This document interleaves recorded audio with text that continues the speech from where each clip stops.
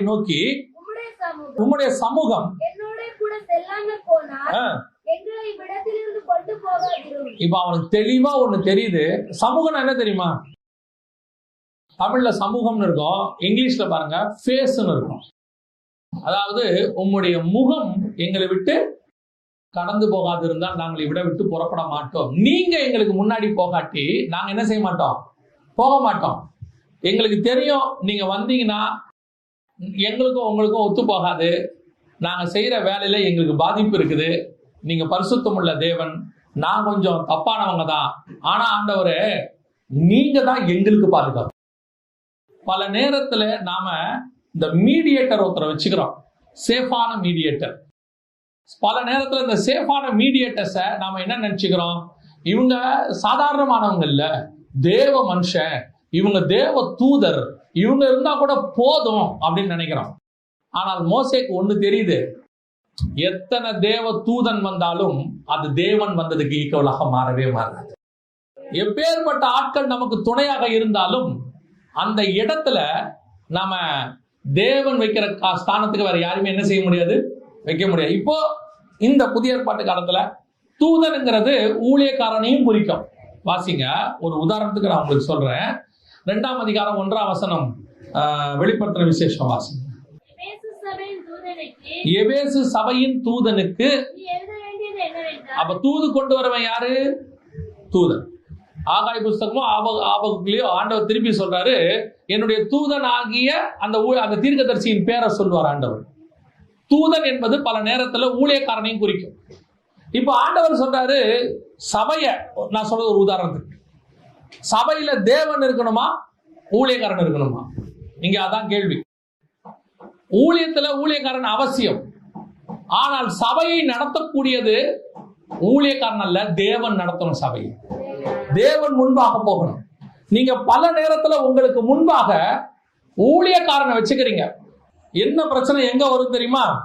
திடீர்னு போன் பண்ணி, ஐயா நாங்க இந்த காரியம் செய்யலான்னு இருக்கிறோம், நீங்க என்ன நினைக்கிறீங்க, ஜோம் பண்ணி சொல்லுங்க. இப்போ சொல்ல வேண்டிய ஆள் யாரு? இந்த காரியத்தை செய்யலாமா செய்ய வேணாமான்னு சொல்ல வேண்டிய ஆள் யாரு? கர்த்தர் சொல்லணும். நீங்க இன்னும் யாரை நம்பிட்டு உட்காந்து கிடக்குறீங்க? ஊழியக்காரன் நம்பிட்டு உட்காந்து இருக்கிறீங்க. இதெல்லாம் நம்ம ரட்சிக்கப்படுறதுக்கு முன்னாடி பாத்தீங்கன்னா கடவுள்கிட்ட போக முடியாது. நமக்கும் கடவுளுக்கு நடுவில் ஒரு மீடியேட்டர் இருப்பாரு. இப்போ இஸ்ரவேல் ஜனங்களுக்கும் அப்படித்தான். அவங்க பரிசுத்த ஸ்தலத்துல போய் தேவனை பார்க்க முடியாது. பிரதான ஆசாரியன் ஒருத்தன் என்ன செய்வான், நடுவில் இருப்பான். அதே மாதிரி தான் இப்பவும் நீங்க ஒரு ஊழியக்காரனை பிடிச்சி வச்சுக்கிறீங்க. ஆளாளுக்கு ஒரு ஊழியக்காரன் தூதனை பிடிச்சுக்கிறீங்க. தேவன் சொல்றாரு சரி நீ அந்த தூதனையை பிடிச்சுக்க. மோசே சொல்றான் அந்த கதை இங்க வேண்டாம், எனக்கு யார் வேண்டாம், தூதன் வேண்டாம், யார் வரட்டும், நீங்க தான் வரணும். ஊழியக்காரன் என்பவன் தேவனுக்கும் மனுஷனுக்கும் நடுவில் இருக்கிற மீடியேட்டர் கிடையவே கிடையாது. நமக்கும் தேவனுக்கும் மீடியேட்டர் ஒருத்தர் இருக்கிறார்னா அது ஆண்டவராக இயேசு கிறிஸ்து ஒருத்தர் மட்டும்தான். அவர் தான் மத்தியஸ்தர். உங்களுக்கு என்ன தெரியுமா, மைண்ட்ல நீங்க தேவ சமூகத்துல உட்கார்ந்து ஜெபம் பண்ணி ஃபாஸ்ட் பண்ணி ஆண்டவர்கிட்ட இருந்து பதில் வாங்குற அளவுக்கு உங்களுக்கு நேரம் இல்லை. அதனால என்ன பண்ணிடுறது தெரியுமா, ஏதாவது ஒரு ஊழியக்காரனை பிடிச்சி வச்சுக்கிறது, ஒரு ஊழியத்தை பிடிச்சி வச்சுக்கிறது. அந்த தூதனை தேவனுக்கு அவங்களுக்கு நடுவில் வச்சுக்கிட்டு எதுக்கு எடுத்தாலும் உடனே போன், ஐயா எங்களுக்கு ஜெபம் பண்ணுங்க, ஐயா பிள்ளைக்கு ரொம்ப காய்ச்சலா இருக்கு கொஞ்சம் ஜெபம் பண்ணிக்கோங்க. நீங்க சொல்றது தப்பு இல்ல, உங்க நம்பிக்கை அந்த ஊழியக்காரன் மேல போது இல்ல, எடுத்த உடனே போன் பண்ணணும்னு தோணுது இல்ல, அதுதான் தப்பு. நீங்க தான் ஜெபம் பண்ணணும். ஏன்னா உங்கள் தேவனாகிய கர்த்தர் உங்களுக்கு முன்பாக கடந்து போய் கொண்டிருக்கிறார். அவர் தான் சுகம் கொடுக்கிறவர், அவர் தான் விடுதலையாக்குகிறவர். அவரை விட்டுறிய இன்னைக்கு தூதனை பிடித்துக் கொண்டு அலைகிற கூட்டம் ஒன்று இருக்கிறது. எதுக்கு எடுத்தாலும் ஒரு ஊழியக்காரனை பிடிச்சுக்கிறது. பொண்ணு கல்யாணமா உடனே ஐயா ஜெபம் பண்ணுங்க, இந்த தீர்க்க தரிசனமா ஆண்டவர் என்ன சொல்றா சொல்லுங்க. பையனுக்கு வெளிநாட்டுல வேலையா, உடனே போன். ஏதாவது ஒண்ணு வியாபாரம் தொடங்கலாமா, உடனே போன். எதுக்கு ஆளை பிடிச்சிட்டு அலைவிய ஊழியக்காரனை? பழைய ஏற்பாட்டுல தேவன் வெளிப்படவில்லை, ஆகவே அவர்கள் ஒரு தீர்க்கதரிசியோ ஆசாரியனோ பிடித்துக் கொண்டு அலைந்தார்கள். புதிய ஏற்பாட்டுல பரிசுத்த ஆவியானவர் உங்களுக்குள்ளே வாசம் பண்ணி கொண்டிருக்கிறார். அவரை புடிங்க. ஊழியக்காரனை விக்கிரகமா மாத்தாதீங்க. பாஸ்டரா இருக்கட்டும், எவாஞ்சலிஸ்டா இருக்கட்டும், தீர்க்கதரிசியா இருக்கட்டும், யார் வேணா இருக்கட்டுமே. ஒரு டீச்சர் உங்களுக்கு சொல்லி கொடுக்குறாங்க, பாபா பிளாக் ஷீப் சொல்லி கொடுத்தாங்க, வாய்ப்பாடு சொல்லி கொடுத்தாங்க, அப்புறம் வந்து ட்ரிக்னாமெட்ரி, எக்கனாமிக்ஸ் எல்லாம் சொல்லி கொடுத்தாங்க. நீங்க இன்ஜினியர் ஆயிட்டீங்க, அமெரிக்காவுக்கு போயிட்டீங்க, லட்சக்கணக்கில் சம்பாதிக்கிறீங்க. நீங்க அந்த டீச்சரை என்னைக்காவது பார்க்கும் போது தானே மரியாதை கொடுக்குறீங்க? ஆமா தானே? என்னைக்காவது பார்க்கும்போது என்ன சொல்வீங்க? நீங்க அன்னைக்கு எனக்கு ஒரு நல்ல டீச்சரு, இவங்க எனக்கு பாடம் எடுத்தாங்க, கர்த்தருடைய கிருபையில இன்னைக்கு நான் இன்ஜினியரா இருக்கிறேன், மேட்டர் முடிஞ்சிச்சு. அதே வேலை தான் ஊழியக்காரனுடைய வேலை. எங்க வேலையும் அதே தான். உங்களை தேவன் பக்கம் திருப்பி விடுற வேலை எங்க வேலை. நீங்க எங்களை கனப்படுத்துறீங்க, அது வரைக்கும் தோத்துறோம். ஊழியக்காரங்கிறவன் பயத்தை உண்டு பண்ணுறவனா, பயத்தை எடுக்கிறவனா? பில்லி சூனியம் இருக்குன்னு சொல்லி உன்னை பயமுறுத்துறவன் ஊழியக்காரன் கிடையவே கிடையாது. இருக்கிறதா இருந்தால் அதை எடுத்து விட்டு உனக்கு சந்தோஷத்தை கொடுக்கிறான்ல, அவன் தான் ஊழியக்காரன். இயேசு கிறிஸ்து வந்தவங்கிட்ட என்ன சொன்னாரு? அது குஷ்டரோகியாவே இருக்கட்டுமே, பிசாசு பிடிச்சவனா இருக்கட்டுமே, அது சிறு வயது முதல் கொண்டு வியாதியஸ்தனா இருக்கட்டுமே, 38 வருஷமா பெரும்பாடு உள்ளவனா இருக்கட்டுமே, அடுத்து ஒன்னே ஒண்ணு சொன்னார், சுகமாயிருவ, இனிமேட்டு பாவம் செய்யாத போ. வேலை முடிஞ்சா? பிசாசு பிடிச்ச ஒருத்தர் இருந்தானா அவனை சுகமாக்கிட்டு பக்கத்துல உட்கார வச்சுக்கிட்டார், வேலை முடிஞ்சு. சரியான ஆவி இருக்கிற எந்த ஊழியக்காரனும் சாபமான வார்த்தையை பேச மாட்டான். பரிசுத்த ஆவி பெற்ற ஊழியக்காரன் என்ன பேச மாட்டான்? சாபமான வார்த்தைகளை பேச மாட்டான். அவன் என்ன சொல்லுவான்? கடிந்து கொண்டு பேசுவானே ஒழிய நரகத்துக்கு போவ அப்படியே சொல்லுவான். இயேசுநாதர் பாவி நரகத்துக்கு போகாம இருக்கிறதுக்கு தான் வந்தார். இயேசுநாதருடைய ஆவியை பெற்றிருக்கிற இவர்கள் ஒருத்தர் நரகத்துக்கு அனுப்புறானா, இவன் என்ன ஆவி உடையவன்? பரிசுத்தாவியை வந்து கேட்கிறான், அக்கினி இறக்கி எல்லாரும் என்ன பண்ணிடுங்க, அழிச்சு போட்டுருங்கன்னு சொன்ன உடனே இயேசு சொன்ன வார்த்தை என்ன தெரியுமா? நீங்கள் என்ன ஆவி உடையவர்கள்? உனக்கு என்ன ஆவிடா இருக்கு? நாம அழிக்கவா வந்திருக்கிறோம்? காப்பாற்ற வந்திருக்கிறோம், நாம ரட்சிக்க வந்திருக்கிறோம். அப்போஸ்தலர்களை அந்த அடி அடிக்கிறாங்க, ஸ்தேவானை கல்லெறிஞ்சு கொள்றாங்க.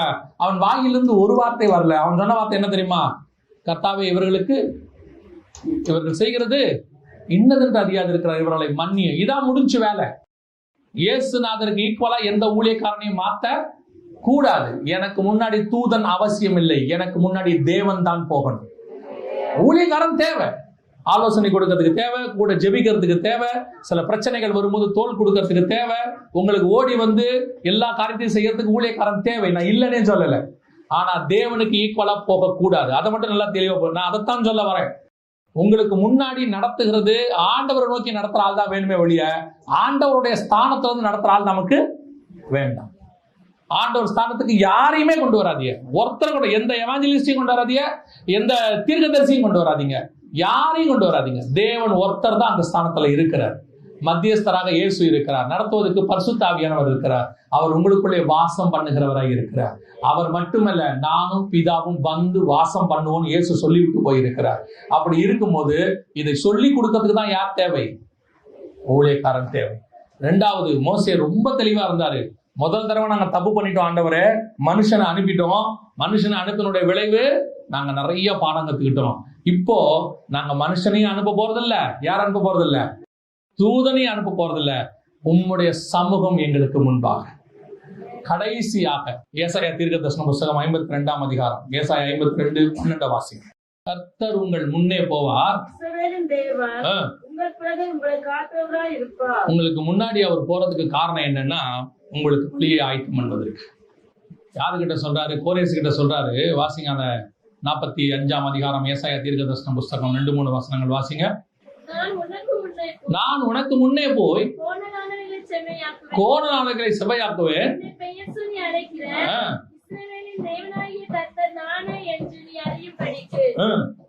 அடுத்த வசனம், வெண்கல கதவுகளை உடைத்து இருப்பு தாப்பால்களை.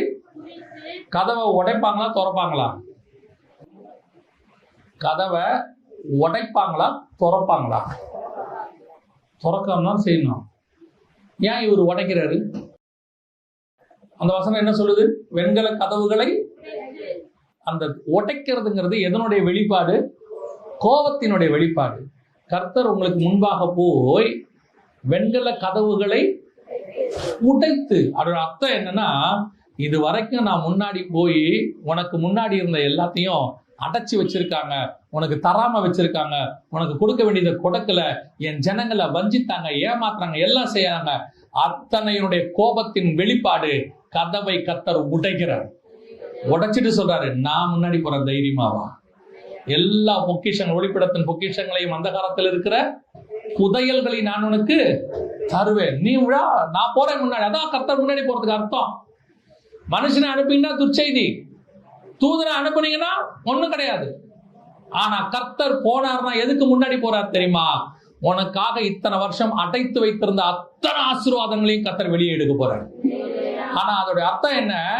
இனிமேட்டு யாரும் உங்களுக்கு அடைக்கவே முடியாதுன்னு அர்த்தம், உடைக்கிறார்னு அர்த்தம். யாரும் உங்களுக்கு இனி என்ன செய்ய போறது இல்ல, அடைக்க போறதே கிடையாது, இனி பூட்ட போறதே கிடையாது. வெண்கல கதவுகளை உடைத்து இரும்பு தாப்பால்களை, அதுக்கப்புறம் தாப்பாலே கிடையாது, பூட்டவே முடியாது, அவ்வளவுதான். கர்த்தர் திறந்த ஆசீர்வாதம் ஆசீர்வாதம் தான்.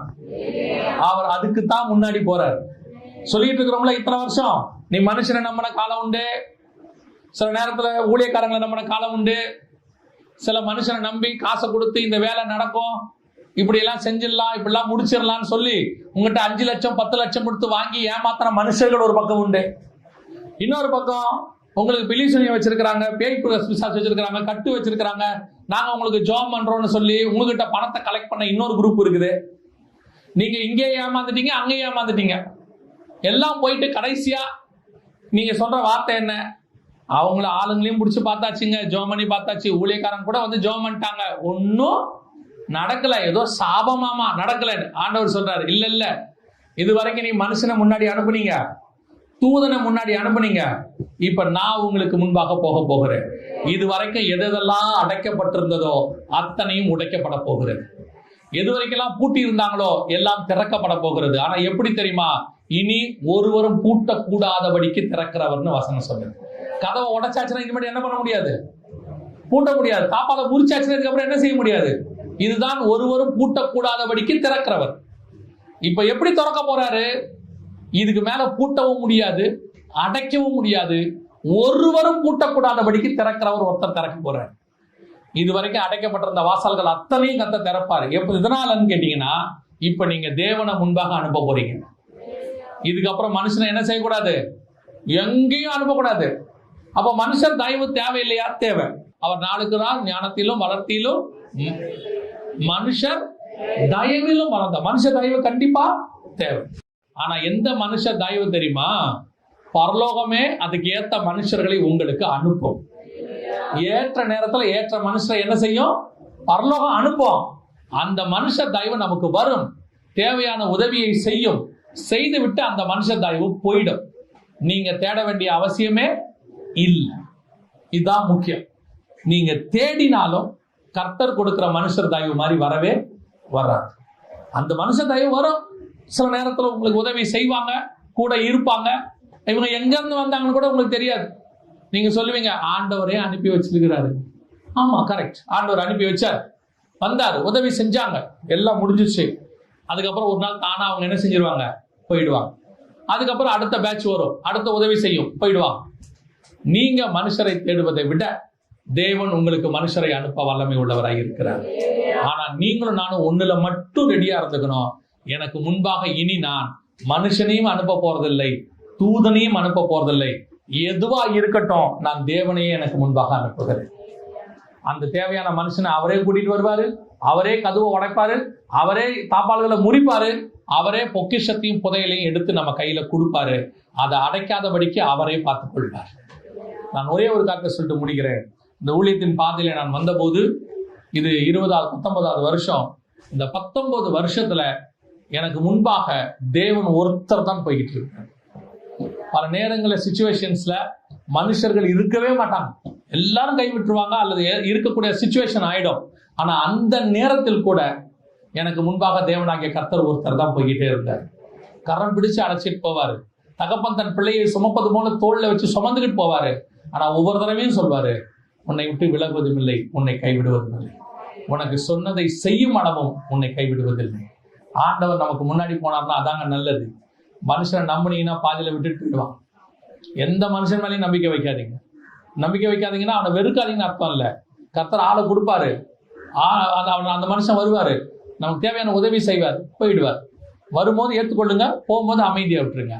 வந்த உடனே அப்பா இவர் நமக்கு வாழ்நாள் எல்லாம் உறுதுணையாக இருப்பார், நான் இருந்தா இவர் இருப்பார், இவர் செத்தா நானும் செத்துருவேன், ஒன்னா வந்தும் மண்ணா போவோம் எல்லாம் சொல்லுவீங்க. அவர் ஒரு நாள் கண்டிப்பா போவார். இயேசு கிறிஸ்து ஒருத்தர் தான் நிற்பார், கடைசி வரைக்கும் நிற்பார். ஆண்டவர் கொடுத்த ஆட்கள் நிற்பாங்க, வேற யாரும் என்ன செய்ய மாட்டாங்க, நிற்க மாட்டாங்க. வரும்போது ஏற்றுக்கொள்ளணும், போகும்போது அமைதியா விட்டுறணும், ஸ்தோத்திரம் பண்ணிட்டு போயிட்டே இருக்கணும். கடைசி வரைக்கும் மனுஷனும் அல்ல, தூதனும் அல்ல, உன் தேவனாகிய கர்த்தர் உனக்கு முன்பாக கடந்து போவார். அல்லேலூயா.